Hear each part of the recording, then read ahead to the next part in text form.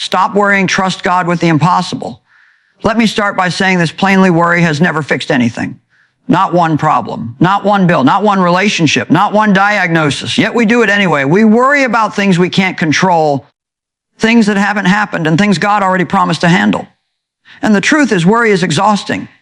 It steals your joy, drains your energy, and clouds your faith. But here's the good news. God never asked you to carry what only He can handle. Some of you are worrying right now about something that feels impossible. You've prayed, you've tried, you've waited, and nothing seems to change. And if we're honest, sometimes we trust God for the small things but panic when the big things show up. But let me remind you of this. The size of your problem has nothing to do with the size of your God. What feels impossible to you is ordinary business for Him. We get into trouble when we try to figure everything out. We want answers, timelines, and guarantees. But faith doesn't work that way. Faith says, God, I don't understand this, but I trust you anyway. And let me say this clearly. Trusting God doesn't mean you won't feel fear. It means you don't let fear make your decisions. You can feel afraid and still move forward. You can feel uncertain and still obey. You can feel weak and still believe God is strong. Some of you need to stop replaying the worst case scenario in your mind. You're rehearsing defeat when God is preparing victory. You're worrying about what if, while God is saying, what if you trusted me? Peace doesn't come when everything is fixed. Peace comes when you decide to put it in God's hands and leave it there. And yes, that means letting go again and again. Because worry has a habit of coming back. But every time it does, you remind yourself, I've already given this to God. You don't have to understand the process. You don't have to see the whole picture. You just have to take the next step in faith. God is not late. He's not confused. He's not limited. He is working even when you can't see it. So today, make a decision. Stop worrying. Stop carrying what was never meant for you. Stop doubting God's ability based on your limitations. Trust Him with the impossible. Trust Him with the unknown. Trust Him even when it's uncomfortable. Because when you let go, God steps in. And when God steps in, the impossible becomes possible. Worry doesn't fix tomorrow. It only drains today. It steals energy you need right now and spends it on problems that may never happen. When we worry, we act as if thinking harder will somehow change the outcome, but worry has never solved anything. It doesn't add wisdom, clarity, or strength. All it does is exhaust the mind and weigh down the heart. Yet so many people live in a constant state of worry, carrying concerns from morning to night, replaying conversations, imagining worst-case scenarios, and stressing over things completely out of their control. That kind of living was never God's plan. Worry is not a strategy, it's a signal. It's an internal alarm telling you that you're trying to handle something on your own that was meant to be placed in God's hands. Every time worry shows up, it's an invitation to trust God deeper, not a command to panic more. Instead of asking, what if this goes wrong? Worry should lead us to ask, do I really believe God is faithful? Because at its core, worry is not about circumstances, it's about trust. Many people say they trust God, but worry reveals where that trust is being tested. It's easy to trust when things are going well. It's easy to trust when the answers come quickly. But when life feels uncertain, when the outcome is unclear, and when the pressure is heavy, worry tries to take control. That's the moment where faith becomes a choice, not just a belief. Choosing to trust God doesn't mean the problem disappears immediately. It means you refuse to let fear dominate your thoughts. Worry also tricks people into thinking they're being responsible, when in reality they're just being anxious. Responsibility takes action where action is possible. Worry obsesses where action is impossible. There is a difference between planning wisely and worrying endlessly. One moves you forward, the other keeps you stuck. God never asked you to figure everything out. He asked you to rely on Him. When you recognize worry as a signal, you stop fighting it with more thoughts and start answering it with trust. You acknowledge the concern, release it to God, and remind yourself that He sees what you cannot see and knows what you do not know.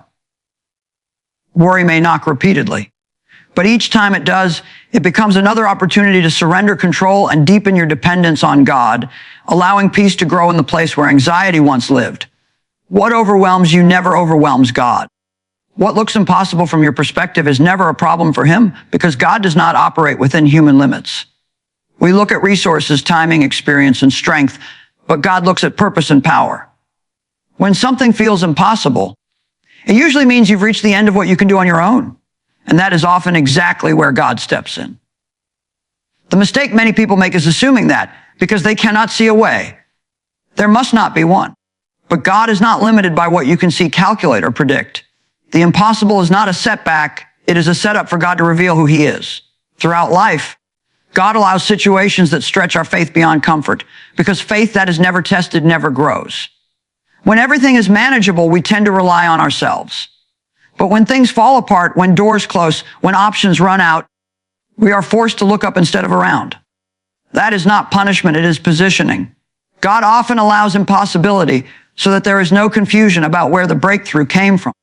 Many people give up too early because they think delay means denial. They assume that if God hasn't answered yet, he isn't going to. But God's timing is not slow, it is intentional. He sees the full picture while you only see a fragment. What feels like waiting to you may actually be preparation, shaping your character, strengthening your trust, and aligning circumstances in ways you don't yet understand. God is never idle, even when it feels silent. The real challenge is not the size of the problem, but the size of your faith. Fear magnifies obstacles, but faith magnifies God. When you focus on how big the challenge is, discouragement grows. When you focus on how great God is, hope rises. The impossible is not meant to intimidate you. It is meant to remind you that you are not meant to do life alone. God specializes in situations where human ability ends. He works best when there is no logical explanation, no backup plan, and no visible solution. That is when trust becomes pure and dependence becomes real. When you stop trying to control the outcome and allow God to work in his way, you begin to see that impossibility was never the problem. It was the doorway through which God's power was waiting to move. Faith is not something you wait to feel. It is something you decide to walk in. Feelings change constantly. They rise and fall with circumstances, moods, and experiences. If faith depended on feelings, it would never be stable. There are days you feel confident and strong, and there are days you feel unsure, tired, and afraid. But faith does not disappear just because courage feels absent. Faith begins where feelings end. It is a deliberate choice to trust God even when emotions are unsettled and answers are unclear. Many people believe they must feel fearless before they act in faith, but that is not how faith works. Faith often shows up in the middle of fear. You may feel anxious, but you still choose to pray. You may feel uncertain, but you still take the next step. You may feel weak, but you still believe God is strong. Faith is not the absence of fear. It is the refusal to let fear have the final word. When fear speaks loudly, faith responds quietly but firmly through obedience. God honors decisions of faith more than emotional confidence. Obedience matters more than enthusiasm. There will be moments when trusting God feels uncomfortable, risky, or even illogical. In those moments, faith requires discipline. It means aligning your actions with what you believe rather than what you feel. Feelings say, faith says, keep going. Feelings say, you can't handle this. Faith says, God is with me. That inner conflict is not failure. It is evidence that faith is being exercised. Faith also grows through repetition. Each time you choose trust over fear, faith becomes stronger. It may feel small at first, almost insignificant, but every decision to rely on God builds spiritual endurance. Over time, you begin to recognize that God has been faithful before, and that memory strengthens your resolve to trust him again.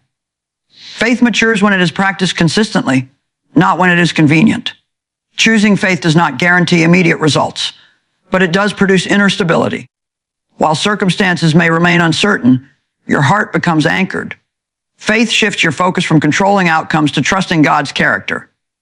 When you decide to believe God regardless of how you feel, you step into a deeper level of spiritual maturity where confidence is rooted not in emotions, but in the unchanging faithfulness of God. Peace is not found in having all the answers. It is found in releasing the need to have them. Many people believe peace will come once everything makes sense, once problems are solved, and once life feels predictable. But that kind of peace is fragile because life is rarely predictable. True peace does not depend on circumstances lining up perfectly. It comes from trusting God even when they do not. The more you try to control outcomes, the more anxious you become because control was never meant to rest in your hands. Trying to figure everything out can actually block peace. The mind keeps racing, searching for solutions, replaying conversations, and imagining outcomes. That constant mental activity creates pressure, not clarity. God never asked you to understand every detail.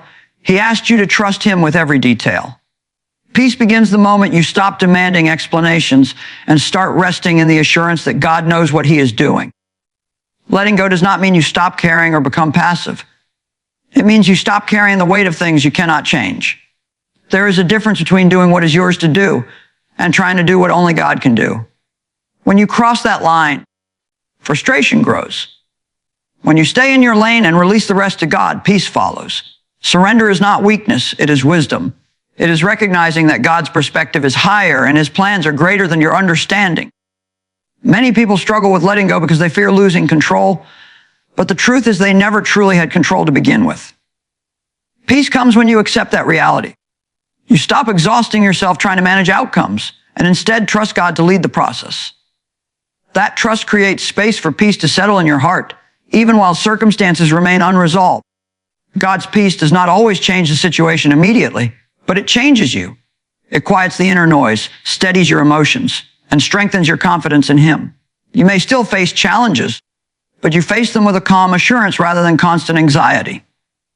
Peace grows when you repeatedly choose surrender over striving, trust over tension, and faith over fear.